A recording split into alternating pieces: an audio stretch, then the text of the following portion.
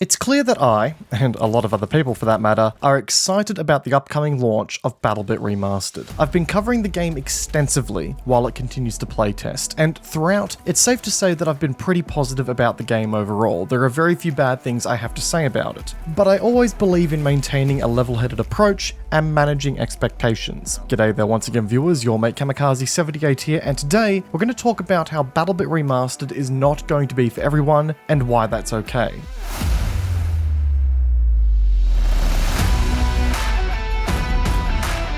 So I get that this statement may sound a little jarring from me, given that, as we said before, the majority, if not all of my content for BattleBit Remastered has been overwhelmingly supportive and positive in nature. Truth be told, I've really been preaching this game and everything it does since I first got my hands on it last year, and that doesn't change with today's video, despite the title and the thumbnail. Believe it or not, this video actually spawns from a conversation I had with a few mates of mine that sit within particular circles of the gaming sphere, if you will. And having those conversations really got me thinking, well, maybe BattleBit, despite how much I've been loving it and how solid I think the gameplay is, isn't such a one-size-fits-all game. Maybe it well and truly isn't for everybody. You see folks, I've got mates in multiple gaming circles that will often represent very different priorities and viewpoints about gaming in general, right? I've got mates on one side of the spectrum who will just jump into FPS games with the core intent of doing some of the dumbest shit known to man. I've got mates who sit somewhere in the middle, who enjoy learning the games to play them somewhat decently and playing somewhat effectively. And then I've got mates on the far side of the spectrum on the other side of things who approach gaming with the intent of perfecting their craft and approach it with the most competitive mentality known to man. Now me personally, I find myself sitting between the playing the game somewhat decently and hyper-competitive mentality for most of my endeavors in PvP first-person shooter gaming, and BattleBit Remastered has been satisfying those needs for me in an FPS game. But looping back to earlier, I have recently found myself having a good old chinwag with some of my mates who fall into what I would say is that hyper-competitive mentality. And you best believe that BattleBit came up in that conversation. I spoke to the features and the design decisions the game takes to form the overall experience and how much I've been loving it, only to receive a response akin to, "Cammy, to be honest, that sounds like crap. Why would I want to play this?" In all honesty, it kind of left me stun-locked. I've been surrounding myself by people who've been loving BattleBit Remastered lately, so to hear that perspective definitely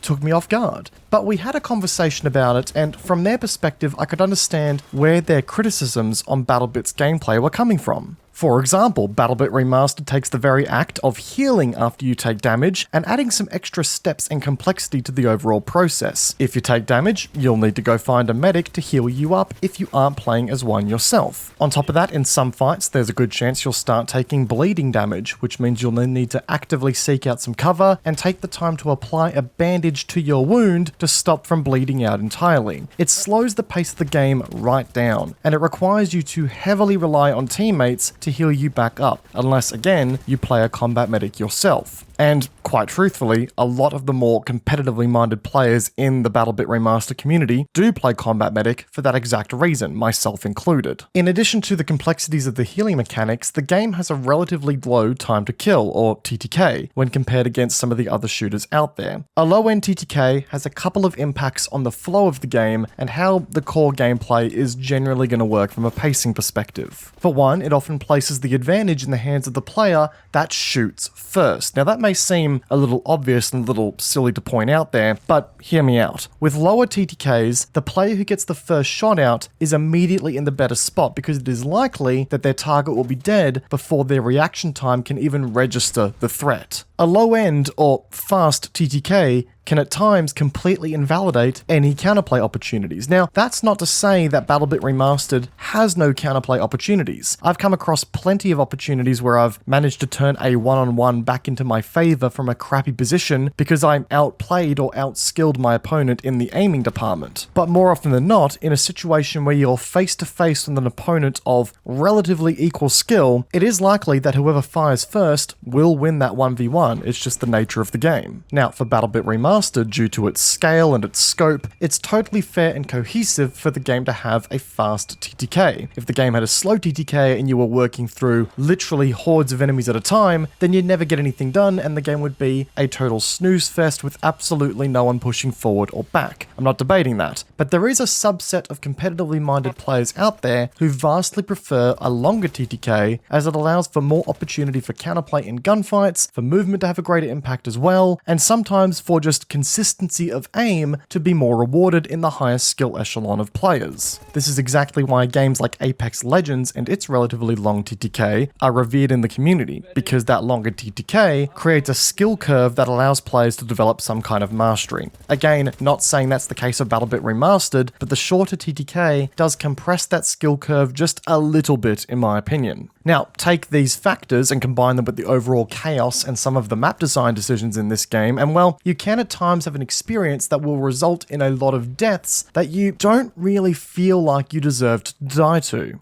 The map that I'm playing on now, Lenovo at Night, is a city map where the majority of buildings and their floors can be entered and occupied by players. So that leads to a ton of verticality and angles that you need to account for before you move around the map. Combine this with the fast TTK, and you're welcomed by an experience that can feel incredibly frustrating and chaotic to get a read on. There's going to be times where it feels impossible to make a calculated decision when there's this many angles to account for in the first place, making it frustrating if you're someone who feels like they need to get out there and push the objective. Once again, due to BattleBit's scale, there's also going to be times where a player may feel like they score an epic flank, score a ton of kills, only to be killed by the 15th dude to show up because there's just that many people in the game at once. You know, it feels like it was all for nothing, like there's a lacking opportunity to have an impact as a single player. Admittedly, this is something that is solved in a way by the lower population modes and servers, which also play incredibly well, I must say. So yeah, generally speaking, BattleBit Remastered definitely takes some risks in its core gameplay that are likely to land tits up with players who prefer a more traditional, streamlined approach to their FPS experience. Some players are going to look at this game and the gameplay it brings forth to the table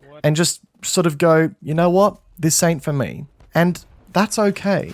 The risks that BattleBit Remastered does take works in its favor as it creates an experience that separates itself from the competition, and it satisfies the vision that the developers have for the game. And that is something I genuinely respect. Time and time again, we have seen shooter games come out to the market that try to, I guess, sway gamers to their game by being the most generic, approachable shooter 9000 that is devoid of character, of style, of substance, just of identity. Just take Battlefield 2042 for an example. I'm not going to harp on this game too much today because I've done a lot of content lately, just absolutely reaming this game out and where it stands currently. But that game lacks a lot of character. It lacks the soul of a Battlefield game. And as a result, it just feels like a generic shooter that tries to be set in a Battlefield-esque style of universe, I guess. BattleBit stays true to its vision, and yes, that does mean that it's going to drive away some players from the game, but that doesn't necessarily mean that it's a bad game. It just means that it has a target audience that it strives to hit, and it's catering to that. Counter-Strike, one of the most successful franchises of all time, and one that is still breaking player count records to this day, is a game with a very targeted audience, and it attracts a very passionate community because it serves that niche very well. It's a very competitive, high skill curve game that welcomes that kind of player. And the more casual player is unlikely to stick around for that game for too long because, well, it's just not the kind of gameplay it cultivates. BattleBit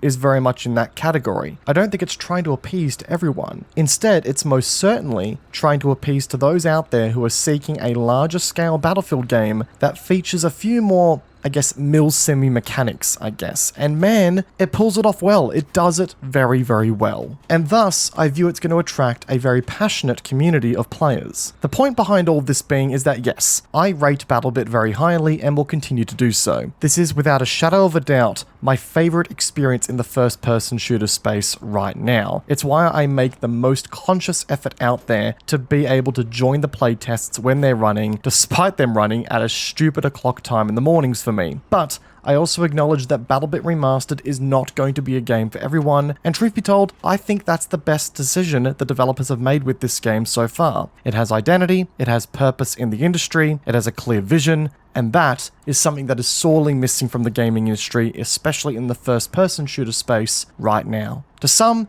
this may be viewed as a weakness of the game, but to me, with 14,000 to 20,000 concurrent players tuning into this game's weekly stress tests, I think it's only getting started. And I think by not trying to appease to everyone, this game's got a bright future ahead of it. But folks, now I want to hear from you guys in the comment section down below. Do you think BattleBit holds a strong enough identity to cultivate a player base of any description? Or do you think its stubbornness to stick true to its vision will kill it in the end? Let me know down below. As always, if you guys enjoyed today's video, make sure you hit that like button, as it does go a long way to supporting the channel and getting the content out there to new viewers. We have had a lot of new viewers come to the channel lately, so welcome one and welcome all, and I really do appreciate all the love and support on the channel as of late, guys. It does go a long way. We're pushing ever so closer to 40,000 subscribers, so if you're keen to get on that action, well, hit that subscriber and turn your notifications on as well to stay up to date with all future videos and live streams we release right here. Once again, guys, I hope you enjoyed today's video. Peace out, and I will see you guys all in the next one. Take care, guys. Have a good one.